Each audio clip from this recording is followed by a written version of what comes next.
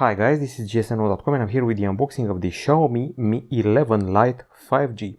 So this year we're treated to two versions of the Xiaomi Mi 11 Lite, a 4G one and a 5G one.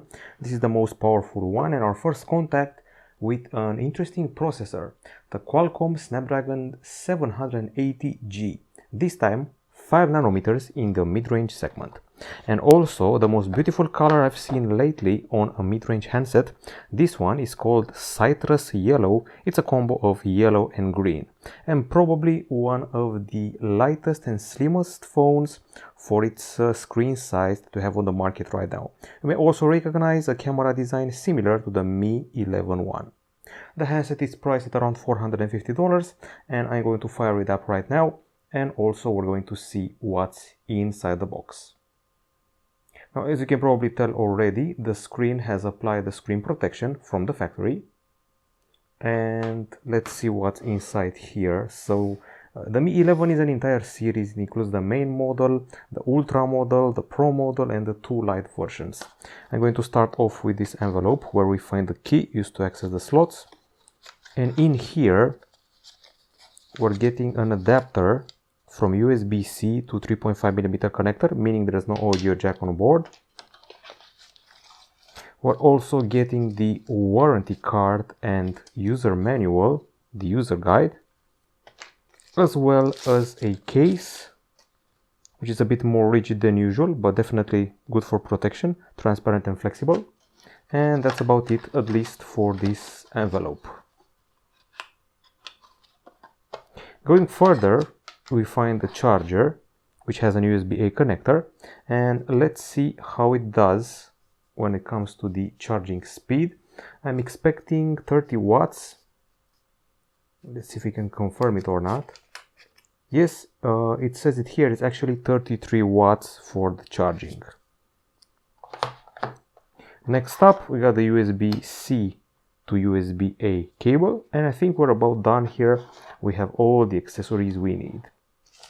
So this is the content of the box of the Xiaomi Mi 11 Lite 5G, and once again I'll show you the back side, which is beautiful. Believe it or not, this phone is made of glass. It has glass at the back and glass at the front. In between them sits a plastic frame, and also the bezels are, I would say, on the medium side, not too thick but also not too slim.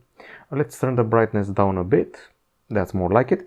And let's show our website. This is gsno.com, just in case you're wondering. Now, I mentioned before some interesting measurements compared to the diagonal we're getting here. Just 6.8 millimeters in thickness and a crazy 159 grams, which is one of the lightest phones out there nowadays. Now, aside from that, I think it's time to discuss the screen. We're dealing here with an AMOLED panel. It's a 6.65 inch screen panel here, or I may be mistaken, it could actually be 6.55 inch. That's the actual diagonal that we're getting here. So 6.55 inch AMOLED screen, Full HD Plus resolution with a 90 Hz refresh rate. And at the same time, it also provides you with HDR10 Plus support. And also it has Gorilla Glass 6 protection, which is something you don't see every day on a mid-range phone. Now, it has a reading mode, a color scheme. You can see here the refresh rate set to 90 or 60 Hz if you want a more fluid experience. And now we go inside the handset for our first contact with a new CPU. It's the Qualcomm Snapdragon 780G. This app doesn't read it. Let's see if this one does. Nope. It's too new even for this one. Aside from the Snapdragon 5nm 780G CPU, there's also 6 or 8 gigs of RAM and 128 or 256 gigabytes of storage, plus microSD, which is always good to have on your device. And aside from those, we are also getting a 4250 mAh battery, which charges, as you saw before, at 33 watts. There's no audio jack here. You can only see the USB-C port at the bottom and one of the speakers, plus the SIM tray. And at the top side, you can see the infrared emitter and one of the microphones. Okay, so we have stereo speakers. That's one of the good news. And for the sake of security, we have the fingerprint scanner embedded in the power button right here. Now on the camera front, This cutout you're seeing here, this punch hole, is for a 20 megapixel selfie camera, which as far as I know should be the same one from the Mi 11, which is no small feat. And if you go to the back side, the camera module design is pretty similar to the yin-yang one on the Xiaomi Mi 11. This includes a 64 megapixel main shooter, an 8 megapixel ultra-wide camera, and a 5 megapixel macro camera with autofocus. We have here the LED flash and the promise of 4K 30 frames per second video capture. Let's actually jump quickly in the camera interface. I'm actually tempted to get rid of the screen protection because it draws quite a bit of lint and prints. The actual screen wouldn't do that. Now, the camera interface is pretty typical. We're getting many of the options seen on the Mi 11, and the more section has quite a few. There's your vlog, movie effects, clone, short video, documents, time-lapse, dual video, a night mode, and long exposure. The movie effects are the coolest ones. You get the magic zoom, slow shutter, time freeze, night time-lapse, and parallel world. Basically, the best you see on the Mi 11.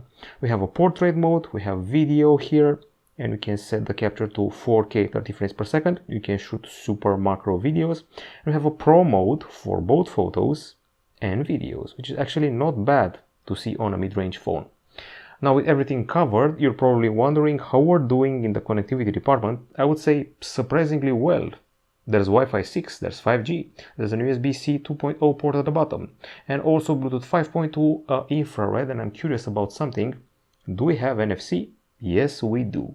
We're running on Android 11, and let's see exactly what shade of OS we're getting here. This is Android 11 with MIUI Global 12.0.8, waiting for the 12.5, and that's about it. So, aside from the color you're seeing here, this citrus yellow, there's also a special black version and a green version. I'm actually loving this.